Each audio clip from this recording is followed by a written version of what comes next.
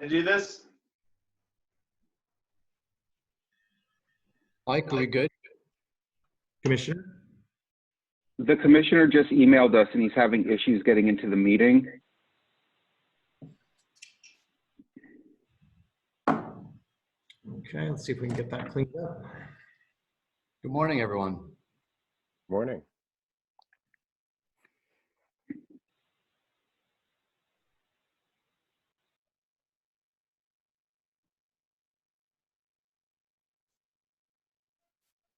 We're trying to get Commissioner Lehman into the meeting.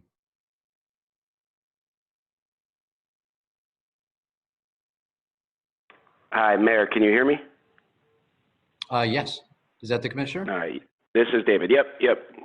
Hey, welcome. Sorry, for some reason Zoom's not working. If you could let Mike know, I'm not sure if he's next to you, but.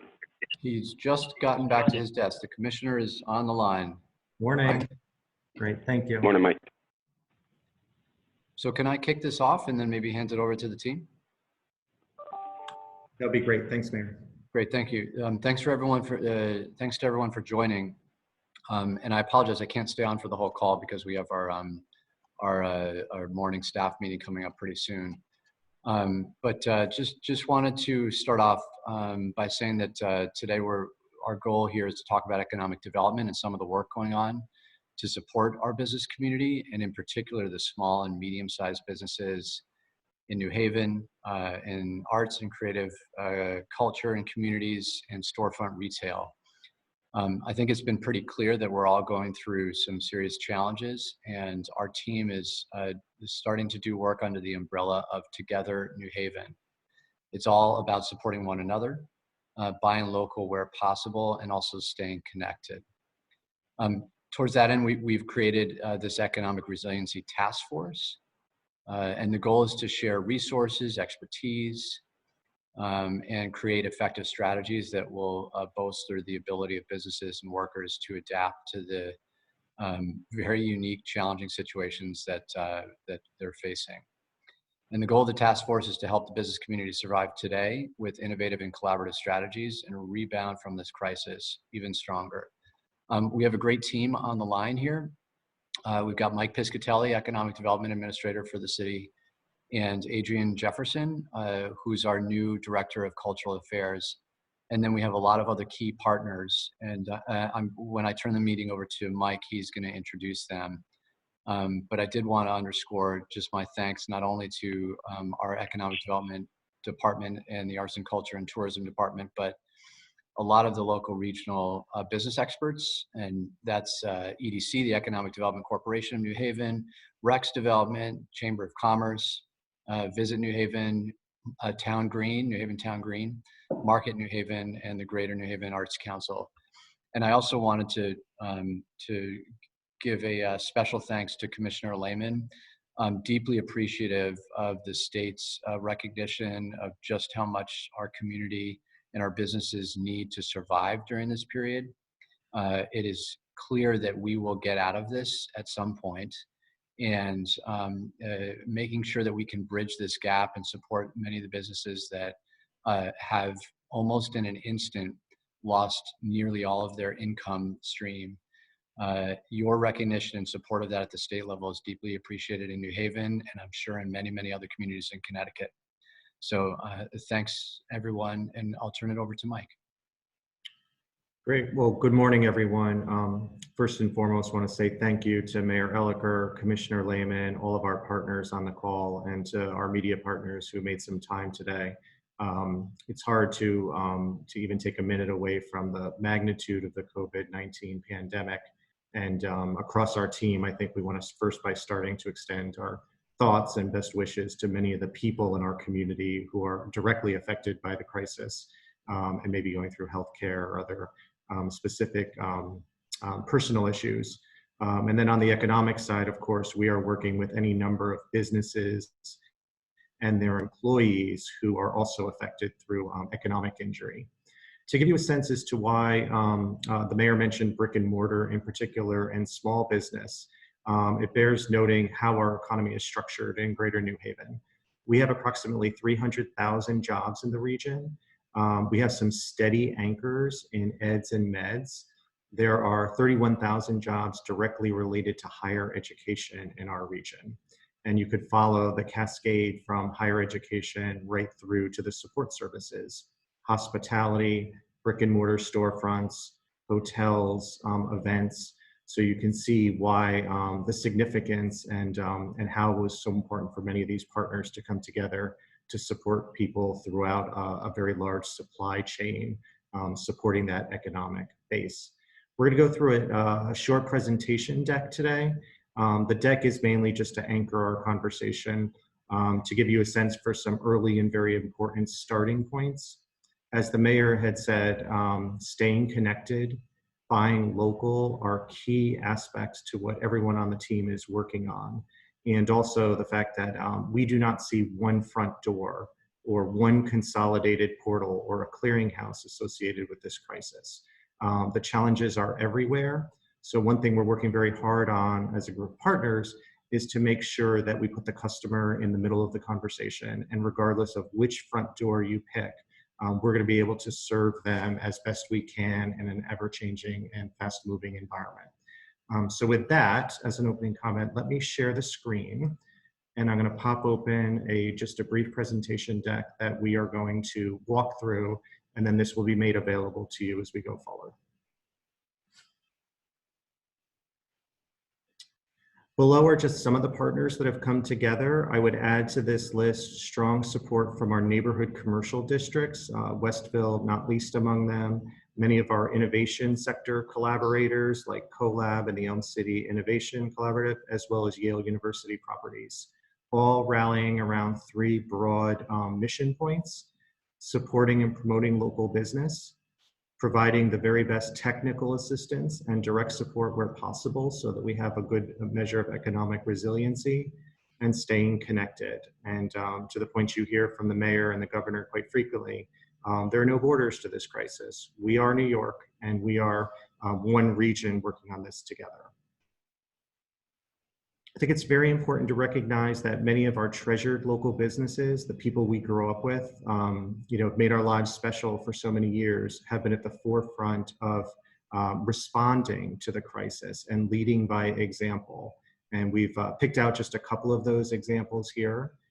We did any number of calls at the first part of this month to inform and make businesses aware not only of precautionary measures, but the need to change business practice very quickly. And across the board, our partners received positive and strong feedback that people will be responsive and follow those orders. And that's everything from College Street Music Hall to the Long Wharf Theater. If you've seen Ricky D's and their Twitter posts in particular, incredible responsiveness to the crisis, and they're feeling incredible impacts, as we know.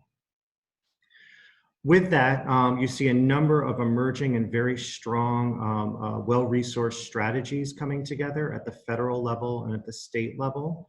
At this point, I'm going to hand it over to Commissioner Lehman, who has led us on a statewide effort to bring all of the economic development teams locally and at the region together, both to understand through survey what the economic injury looks like and how to be responsive in both bridge and other supports to help our small businesses.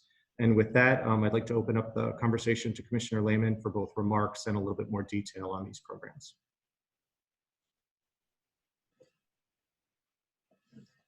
I'm glad to be on.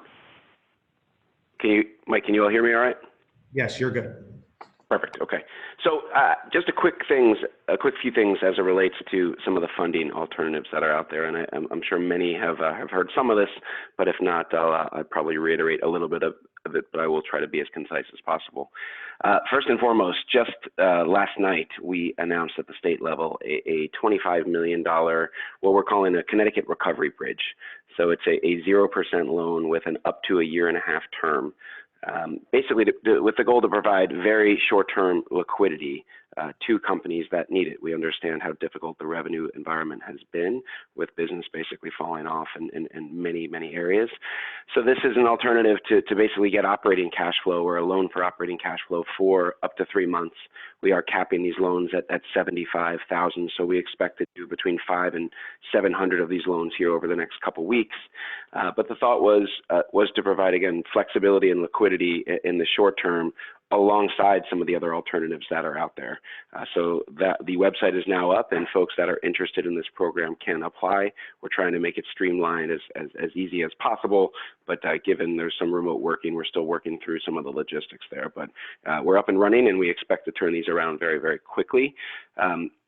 Some other states have done some of this stuff, but many states have not.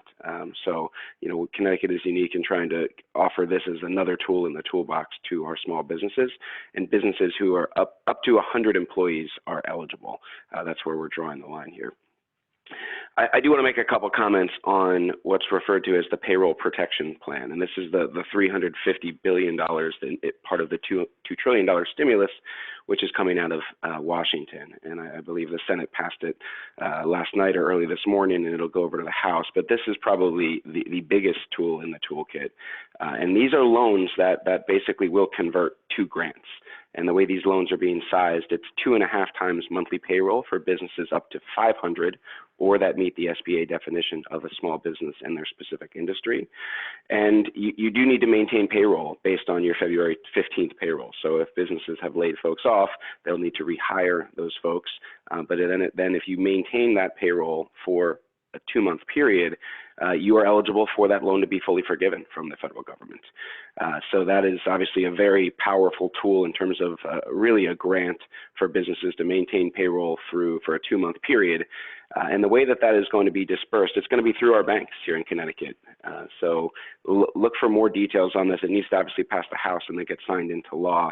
But my understanding is Treasury is going to get that money to banks as quickly as possible. And from the bank's perspective, they're really just the conduit to put these loans out. These are federally guaranteed loans. So there is no credit risk for the banks. We're just using the banking network at the government level to get these loans onto the street. So that is probably the most significant tool that is out there in terms of size that's going to be helpful to our small to mid-sized businesses. In addition, you see on the slide here the economic injury disaster loans from the SBA, and I'm mindful the SBA has been, they've seen a lot of inquiry over the past week and a half since the crisis really hit home. But that tool is still out there. Those are loans that are up to $2 million, and that's up to 3.75% interest rate for businesses and 2.75% for nonprofits. And those loans have a longer term, so up to a 30-year term. So the Connecticut bridge that we're offering is a 1.5 years. Our thought is we will be refinanced by either revenues or one of these other loan programs, or the private market, candidly, when the economy comes back here, hopefully sooner rather than later. So those are really the 3 main tools on the loan side that are out there. I do want to mention just a couple other things before I turn it back to Mike in terms of the state's response. So first and foremost, we've greatly expanded the ability for folks to get unemployment benefits, and we're still looking for ways to further expand that. The federal bill looks like it's addressing that as well, to include potentially folks that are part of the gig economy, which I know has been a significant topic of discussion. So unemployment benefits, really the first order. We've seen 20 to 25 times kind of our normal rate, and it continues to accelerate in terms of who's getting benefits. But for folks that have utilize that or furloughed workers, that is the front line, and will continue to be the front line of providing a safety net to folks that are being furloughed or temporarily laid off. In addition, on what we're calling payment relief and forbearance side of things, we continue to look for ways to basically defer payments. With the state loan portfolio, we have put forth a 3-month payment holiday for our small business loan portfolio. And we and the banking regulator have been encouraging banks to basically work with their clients on similar programs. Most of the banks are doing it on a one-off or negotiated basis, but really encouraging banks, and then encouraging the small business owners and individuals to work with your lenders, to work with your landlords, and ask for payment relief if you're being really impacted by the virus, or your business is being very impacted by the virus. So continuing to push payments into the future where practical and where possible is a big tool, and the state's trying to lead by example there, and our regulators are providing guidance to companies to encourage them to do this where appropriate. You know, the last point I just mentioned is tax relief. You know, we have tried to push out all of the corporate income tax filings for a period of up to 3 months, or at least when the payments are due, to mirror the federal program. The federal programs, so for us, I think the business taxes are due mid-June at this point in time, and we are mirroring the federal program as it relates to the July 15th date as opposed to April 15th date. So effectively a zero interest loan for those that owe incremental money to the state government to provide a bit more liquidity in this time. We do continue to basically think about other taxes that are coming down the pike, and if there's other ways for us to encourage more of that. You know, we have had several requests for sales tax deferrals. That's not something we've done yet, but we continue to have conversations on what more can the state be doing to provide more liquidity in the short term as folks try to navigate this. Last comment on the utility front, folks have probably seen this, but there is a moratorium on utility shutoffs. So water, gas, electricity, not just at the residential level, but at the commercial level. And there's conversations about further reducing some of the late fees and penalties. I know some of the utilities themselves have led by example and said they're not going to charge this, but another example of trying to reduce the payment burden now, knowing what's happening on the revenue side. So Mike, I'll stop there and pass it back to you, but happy to take any questions now or later. Really appreciate it, Commissioner. And for our media partners on the call, just to put a company perspective on these programs, they are being incredibly well received and very much appreciated, both recognizing the emergent need of working capital and staying afloat through this period. I'd asked before this is ever quoted or used, a company like Piscitelli. Piscitelli is a shell manufacturer. They do rowing shells here in New Haven, and they filled out our economic injury form and talked to us about what their needs are. They have a big component of academic work with high schools and colleges, and they took advantage of DOL's shared work program as a way to retain the 37 high quality, technically skilled employees that they have. They make, Olympic level world-class rowing shells right here in New Haven. And that'll give you just kind of one example of the cascading impacts and potential advantages of these strategies, if you will. But I think this is a good point to pause there. If there are any quick questions for the Commissioner, I'd open it up to our media partners for that right now, and then we'll go back to the rest of the presentation. Mike, this is Justin. I just got to hop off the call, but just want to thank everyone for all the work on this. Great. Thank you, Mayor.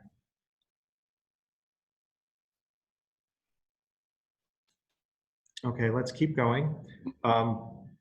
As I mentioned earlier, there's going to be many front doors, right? This is a crisis that does not merit a clearinghouse or a one-stop. We're going to need to all be on message and support our customer in the middle of the conversation, whatever those needs are. These are just a handful of the people that are coming together in this regard, and we're going to walk through some of the more specific action steps that they are taking individually and then collaboratively as a group. So first, why don't we start with Market New Haven. Bruno, Baggetta, if you're on the call, if you could unmute and talk a little bit about the work that Market New Haven is doing. Sure. Hi, everyone, and thanks, Mike, for pulling this together. Communication is essential to the success of any initiative, and MNHI is taking a multi-tactical approach to both sharing and amplifying partner and constituent information. Specifically, we're leveraging our Info New Haven digital properties through web, social media, and e-newsletter. As we all know, New Haven is one of the state's greatest culinary destinations, and we want folks to know that food and the food industry is open for business and available through takeout and delivery. And the Info New Haven website features a list of eateries, grocery stores, and markets that are open throughout the city. Thanks to our partners for sharing information with us to keep this list as up to date and accurate as possible. As you can imagine, it's a bear with all the information changing and hours changing, etc. We also know it's important for people to still feel connected to New Haven and entertained at home. That's why through both our digital properties and PR efforts, we're providing information on resources such as online virtual tours at museums, virtual art, and even fitness classes. It's important that folks exercise their brains and their bodies while at home. Looking ahead, we know that there'll be pent-up demand for folks who want to get back out, and we're working on a strategic plan to relaunch marketing and communications efforts to help fulfill our role in bolstering business in New Haven when this is over and behind us. And that's my report. Great. Thanks, Bruno. Really incredible support for many of our brick and mortars right here in the downtown. We'll talk more about the list of updates in a minute when we get to EDC Rex. But next, let's turn to the Chamber of Commerce. The Chamber, as you may have heard and picked up on, the various webinars and technical support that has been made available to everyone here in our community. Garrett, if you're on the line. Thanks, Mike. Appreciate it. At the Chamber, we've just been trying to support all of the businesses across the region. As many of you probably know, we're a membership organization, but at a time like this, we're here for all of the businesses across our entire county and region that we cover. We've just been trying to be an information hub, a source of information to support businesses. We've turned our website into a regular update of all the different resources that are out there. We've done several webinars to this point. So last week, we did one on the SBA loans. The picture you're seeing here was our HR council, where we had a few different attorneys online speaking about ways that employers can handle their issues with employment. Yesterday, we had a webinar with Senator Blumenthal, and all of these have just blown out our expectations of number of people getting on the line, and have received a lot of positive feedback, because our businesses are just really looking for information right now. There's an avalanche of resources, so we're trying to cut through that and also promote businesses that are open. We have a team of 7 business support specialists that we've turned loose to support all these businesses, and we are serving as an assistance point and been working closely with the city and appreciate the partnership. Great. Thank you so much, Garrett. And these webinars have been so well received. Many have already been oversubscribed, so they're opening up more portals to navigate, quite frankly, businesses that have never had to take advantage of a government program to figure it out. To the point of organizing ourselves and making sure that we have a resource portal so that people can reach our contact information, and to recognize beyond any one particular border, but the region as a whole. Our team at the Economic Development Corporation and REX, which is the Regional Economic Development Agency for all of our towns in South Central Connecticut, has built out the most comprehensive resource portal to respond to COVID-19. And we want to highlight that for you, and then you can point to it to get a better sense of the depth of resources. So I'll turn it over to Ginny Kozlowski, who can talk a little bit more about that. Thank you, Mike, and thank you to all the partners on the call this morning. It is amazing what we've been able to accomplish in 2 short weeks in terms of pulling all the resources together. As Mike indicated, we have launched Together New Haven, which is a comprehensive website that has resources for all of our 15 towns, from Milford to Madison to Meriden. And we will be continuing to add more components as time goes on.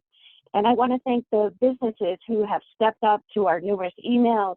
We've had a great response from businesses donating equipment to our hospitals and our first responders, which there is still a great need for these materials.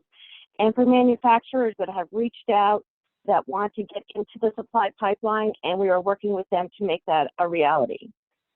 Our other challenge is that we need volunteers, and United Way has been the focal point for people who are looking to help out during this period. So if you have time to volunteer, please contact them. And then the other major need that the region needs is we need blood donors. Contact the Red Cross. They'll arrange time and transportation to get folks there to donate blood. And a great big thank you to our employers that have been able to maintain their payroll through the last 2 weeks, and hopefully even longer, with what Commissioner Lehman shared this morning with the federal bill that we are hoping to see passed today. With that extra opportunity for a loan that can be converted into a grant if you maintain your payroll, this is a great opportunity for businesses to keep their employees. So when we get back to work, we're all still working together. One of the subsets that we work on is hotels and hospitality. And as many of you know, many of our hotels have scaled back their operation. Many of our restaurants are only doing delivery or takeout. And if you have the opportunity to support any of those businesses, please do. They will appreciate it, and we will appreciate it. Is there anything else, Mike, you'd like to add? Let's hold on for Q&A because I think we should come back to that point of how we can support, and also the Together New Haven brand. It's conceivable we'll see Together Hamden and Together West Haven as we build this thing out across the region. Thank you. Thank you. A key part of our overall effort is to go online and to support local. And one of the things I think we realized in early discovery, and to Ginny's point, early discovery was just a few weeks ago, is that we can help dramatically expand and shine a light on the incredible talent and the creative class here in New Haven. So any one of the small businesses or arts community might have 1, 2,000, 3,000 people that follow them on social media, their core support. Through the partner network, we can expand that reach to almost 100,000 just by using the power of collaboration and marketing, if you will. On the screen is one example, a kid from New Haven. There are many more, and Adriane Jefferson and Dan Fitzmaurice from the Arts Council, they're going to talk you through the logic, rationale, and how people can participate in the Together New Haven social media campaign. Adriane? Thank you, Mike, so much for the opportunity to speak about this today. So as a component of the Together New Haven umbrella, we have launched a series of social media campaigns to help promote New Haven-based businesses. This is included, but not limited to, small businesses, artists, creative businesses, nonprofit organizations, freelancers. And this campaign is intended to encourage people to buy local and invest their money in New Haven businesses as they convert to virtual offerings. So what that means in a tangible sense is, although you may not be able to go to the physical space of a business right now, there are still ways you can support our local businesses. Many people right now are offering gift cards for purchase online that can be used at a later date. You can also do delivery purchases and takeout purchases from restaurants.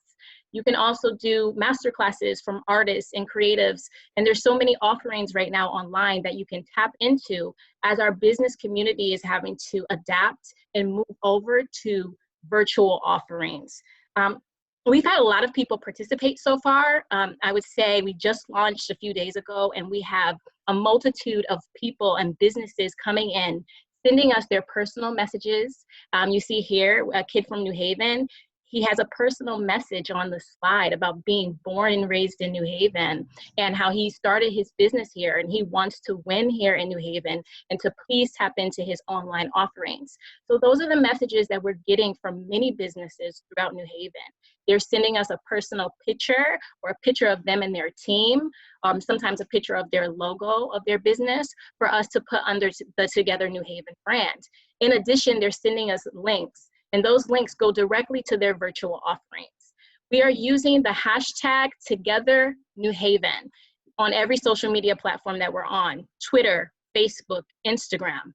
Anybody can participate in this by contacting the Cultural Affairs Department, and they can email me directly, and we are putting these flyers together. We're banging them out every day and putting them up as soon as possible to help support our local businesses.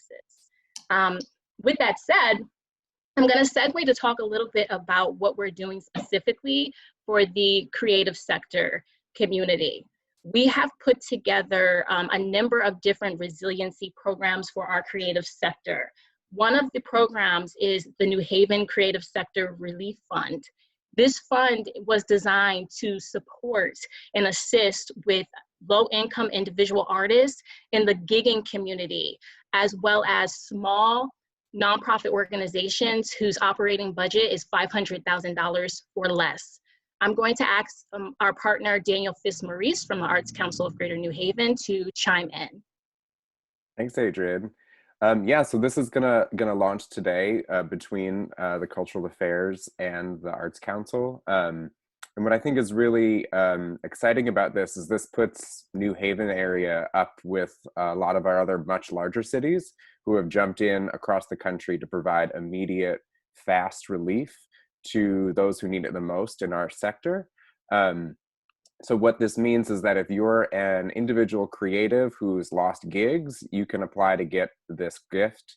If you have, if you're an arts worker, meaning you work in one of our organizations, or even if you make your regular paycheck in a different type of line of work, but you identify as an artist, you can also apply to receive resources. The last lane of funding is actually for a kind of unique setup, and I always credit Mike Piscitelli for somewhat inventing this one, but the idea that your business or your individual passion might work great online or might work great in this new upside down world we live in if you had a little bit of money to purchase equipment or to invest in some extra kind of support to make that possible. So this investment in solutions is a really interesting lane to discover as well. The thing that is important is to apply. And what we're going to be doing on our side is making sure we're turning around this resource as quickly as we can. So within 2 days of receiving your notice, you will, by PayPal or by other digital means, have that money in your pocket. We're also accepting donations to keep this fund alive, because this situation for the creative economy will probably be with us for more than the initial amount of money we have. So you can go to the New Haven, our website, and you can make a gift to keep this fund growing and supporting more low-income folks and small organizations. So in addition to that, we have a number of different resiliency programs we are releasing for the creative community. Again, my department is working closely with the Arts Council of Greater New Haven on creating a virtual community through arts and culture, shifting to what does culture look like and feel like from a totally virtual perspective.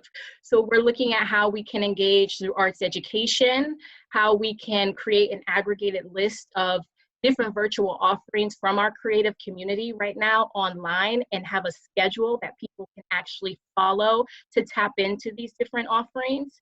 We are going to be working on a virtual show highlighting different creatives during this time in a more curated capacity via Instagram, YouTube, Facebook.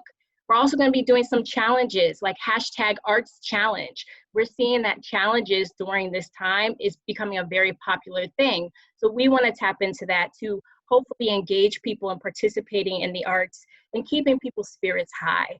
We're going to be hosting a number of different professional development opportunities during this time as well. We've already rolled out our one-on-one creative sector sessions where you can brainstorm with us different ways that you can convert your business into virtual offerings. We're also going to continue to work closely with the Arts Council of Greater New Haven. They have released an arts impact survey to assess the damage of COVID-19 to the arts community. And we're going to continue to utilize that as a tool to see different ways we can be fluid in adapting and assisting during this time. Adriane, Dan, thank you so much for your leadership on this this topic, and also shining a light on the quality and the talent and the creative class here in our community. I know my nephew is going to love his new sweatshirt from a kid from New Haven, and those are products that are not typically known, and you can't get them on Amazon, but it's an excellent way to support the local here in New Haven. And I think we recognized as well that not everyone in the creative class or brick and mortars was ready to go online. It was a brick and mortar business, weren't necessarily selling gift cards, didn't have a digital presence. So we need an opportunity to catch up.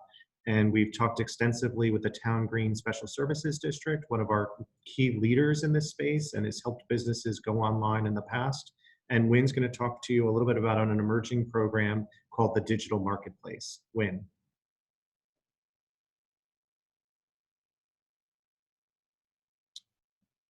Wynn Davis, are you here?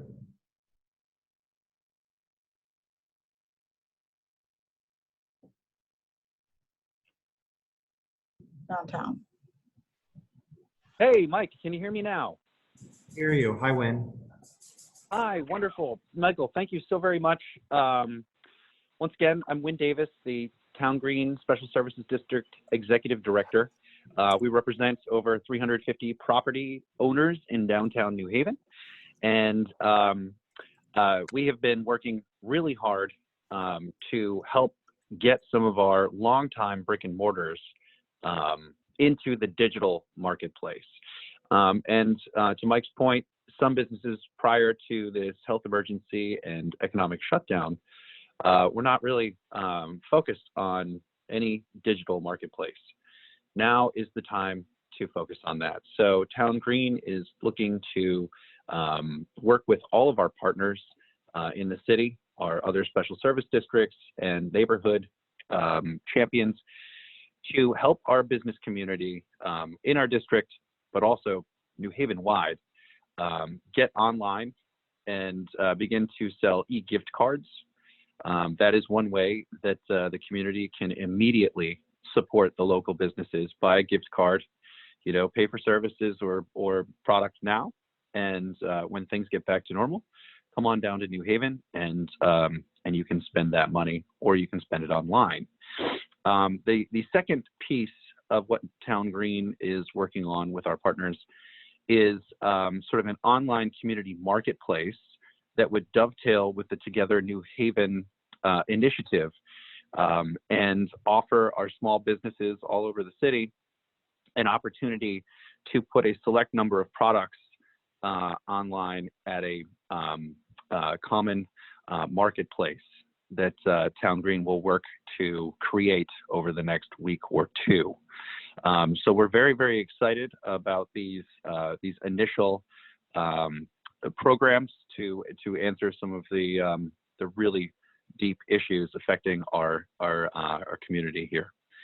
So with that, we will be getting the word out through Chapel West, Whaley Avenue Special Services District, the Westfield Village Renaissance Alliance, Grand Avenue Special Services District, and then we will be looking at our other commercial corridors like Upper State Street and Dixville Avenue to make sure that we are getting as many businesses that want to participate into the e-gift card program. So getting businesses online to sell gift cards, and then on the second track, helping to create sort of a Together New Haven kind of marketplace. So we are still in the building phases of these programs, and we will be looking to roll them out, the e-gift card, hopefully by early next week, and the website will be hopefully soon after that. So with that, I would ask for any questions. Great. Thanks so much, Wynn. Let's hold questions just for a minute and we'll wrap up the presentation and open it to all. Wanted to thank all of our partners for stepping up to the challenge, working together, talking to people and making sure that we were dimensioning the challenges and the crisis as best we can. In each conversation, and led, quite frankly, by our business community, there is a shared passion to flatten the curve and make sure we solve the immediacy of the public health crisis. And in doing so, we'll be supporting our business community, supporting the local, and then be ready for the rebound. New Haven has a strong economic foundation. We have the talent, and we have the mission to be a real leader in the state of Connecticut. And all of the efforts you see today and others that will roll out as the crisis evolves are all with an ear and eye toward what is next and what the rebound looks like. I want to thank everyone again, open it up to any questions from our media partners, and we've got a couple of minutes here before the call wraps up. Thank you. Engage, I have no idea how to do the questions. You may need to manage that with us. All right, I just muted Emily, and then we'll do Mike. Hi, I just wanted to get some sense of eligibility for the arts grant that you were talking about from the Arts Council of Greater New Haven. Like, who is there a cutoff income level, that sort of thing, and then a similar thing for the online marketplace that will happen. Adriane? Yeah, so I'm going to ask Dan to speak about the low income and how we created that based on low income needs. So if he can chime in on this, that would be great. Hello, everyone. So yeah, we're using the United Way's Alice Household Stability Budget as the threshold. So just as a for instance, it's you need to make under $42,000 a year if you're a single adult. If you are a family of two with two school-age children, it's $112,000 a year. And we've linked that all up in the application so folks can kind of learn what that is and see how they fit. And again, for institutions, and that could be nonprofits or businesses in the creative sector, it's $500,000 in annual revenue or less. And then Win on the digital marketplace? Yes, we are still working out some of the details for the marketplace, but generally speaking, we plan to offer this to retail businesses that are either selling or making things in New Haven. So, you know, we don't want to preclude people from being able to participate in this. But we are looking for a wide variety of different retailers to put the, like, I think the number that we're going for is between 5 and 10 products right now for each business. And then there would be a portal that would go to their online business if they had a more robust online business. Great, thank you. Thank you. Michael. Hi, Michael. Hi, I had a question for Adriane or Daniel about the Creative Sector Relief Fund. How much money is available? Where did the money come from, and how much is available to individual creative people? Yeah, so we have a $60,000. It's coming from New Haven festivals and from the Arts Council of Greater New Haven. That's how we got that $60,000. Like Daniel alluded to earlier, we are going to be continually fundraising and launching a simultaneous fundraising campaign that helps people know where they can navigate their dollars if they would like to contribute to the fund. And we will be taking this from individual donors to different funders. Now, as far as the grant amount, you can apply for up to $1,000 per person or per applicant. Thank you. I think that's right. And I mean, I might add just as a cute hook, I mean, the Arts Council has decided to use some of the resources from a fund we have called the Artist Next Door Fund, which was actually created by our late friend Cheever Tyler a bunch of years ago. And it's a good example of what we might do even with this film. He actually created a book called Artist Next Door. Lots of folks have copies of that on their coffee table, and all the proceeds from that book went into this fund. So hats off to Cheever for that. And I think this couldn't be a better way to honor Cheever and celebrate that today.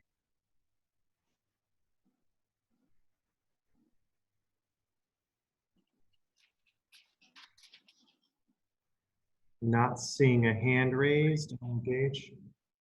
I have a question. Hi, Mary. Hi. Just maybe talk a little bit about the program that Vespoli is using, the shared worker program. What does that entail? So it's a program through the Department of Labor, and in short form, what it allows people to do is keep the workforce on, but at less hours. So you're basically parsing the salary between DOL and the company itself. And it's a great way to recognize a reduction of business, but also to retain the talent and the workforce. We have heard that repeatedly from companies who are affected by the crisis, that they have had a workforce with them for many, many years. You know, maybe a maintenance worker who's been with them for 30 years, or a high performing chef and, you know, frontline talent in a restaurant. And the shared worker program together with what the commissioner talked as well, some of the new programs on the worker side, really, really important. Does the state program actually match the rest of the salary? I mean, is it split, or is it still a reduction? I would encourage, I could connect you with the company to go through exactly how the mechanics of it worked, because that is a DOL program, not one that the city administers specifically. All right, thank you. think Michael Bingham has another question. Is the commissioner still on the line? He is not. Then I don't have questions. All right.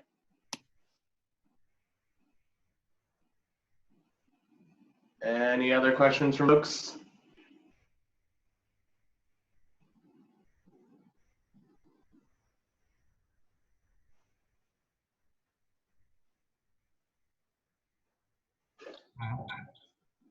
Can I go? Can I have? Go for it. Okay, cool. I had a quick question in reference to the DECDCI state level potential loan program for businesses. When it comes to that particularly, how would those businesses qualify in order to receive some of those loans from the state? So there are a series of pre-qualification criteria. As the commissioner had mentioned, this is helping to bridge the larger funding down the road, create an opportunity for working capital. The staff in our economic development office will help people pull the proper paperwork. So if you never applied for a state program, there'll be credit review, compliance checks to make sure that they meet the basic eligibility threshold. And then I believe the commissioner is going to post online later today a specific application procedure, given there's going to be considerable demand. Okay, appreciate you. My last question is, would there be like a order of people who talk today so we can make sure we get the correct spelling and their title and where they come from? Sure, yeah. Appreciate you. Anybody have any other questions? I'm going to unmute you all just in case.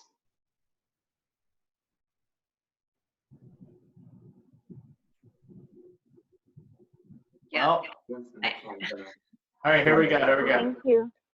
And so what I did was I talked to Sarah Blumenthal. Lucy had a question. That's okay. Someone else was talking. I can wait. He wasn't talking. I think he was on the phone. Go ahead. So obviously we all want this to be over. But is there some sort of longer term plan?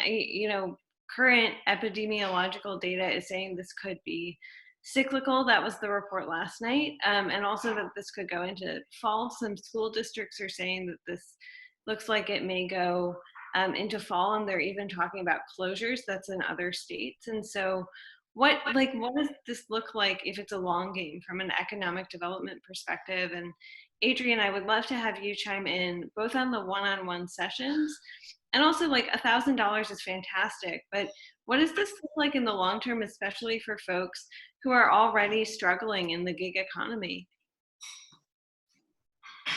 Well, I'll start by saying that there's no, the forecasting for something like this is difficult, right? It's a lot different than even what we went through with 9/11 or the Great Recession. So we're finding our way together.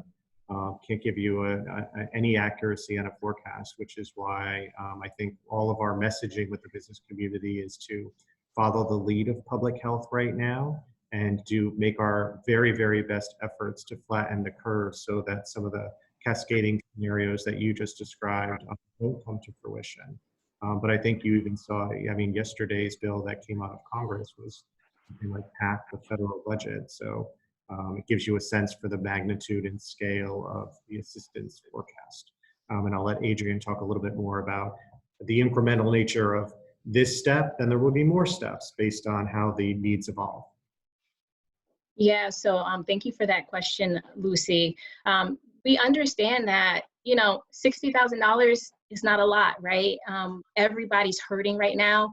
We understand that $1,000 is very little, but we're trying our best to assist where we can for right now. In the long run, though, we're looking at the gig economy and how they're going to probably be being able to tap into the resources. Once we're through this, there are going to be so many people doing events, hiring freelancers and contractors and different people who are from the gig economy. So we are trying to measure that now, because when we come out of this, they will be able to benefit from the resources that are available and from the different opportunities through event companies, arts institutions, arts and cultural nonprofit organizations who are looking to hire them. So I'm actually feeling very positive about where we will be once we're through this. Also, I would add that as we've suggested, this crisis has no boundary. It's very porous. And I guess what I mean by that is that it's an economic issue, it's a social justice issue, it's a mental health issue. Like, that's going to permeate all this work in the next year plus. But also it literally has no bounds, like, and especially true for artists in the gig economy. They're going to lose work in Bridgeport and Hartford and New London and Torrington and all over. So I think this fund will certainly set the stage for more things like this to spring up across the state. The bill last night or this morning that passed appropriated $75 million for the National Endowment for the Arts and the National Endowment for the Humanities. So I think there's a ripple effect that we have a responsibility to create in the creative capital so that the entirety of our creative ecosystem in this state can begin to heal and come out on the other side actually stronger. I think the rebound is on everyone's mind, and the rebound will be different than the world we left, right? So all of our partners are tasked to keep a lens to that, but not lose focus on the immediate challenge ahead of us. Came up in the co-work space, interestingly. We had a conversation about our co-work spaces and what types of best practices, to Lucy's point, will we need to do going forward to give everyone great confidence to work in high collaborative environments. Those are some of the great groundwork efforts that we need to work on in order to get ready for the, for the bounce back.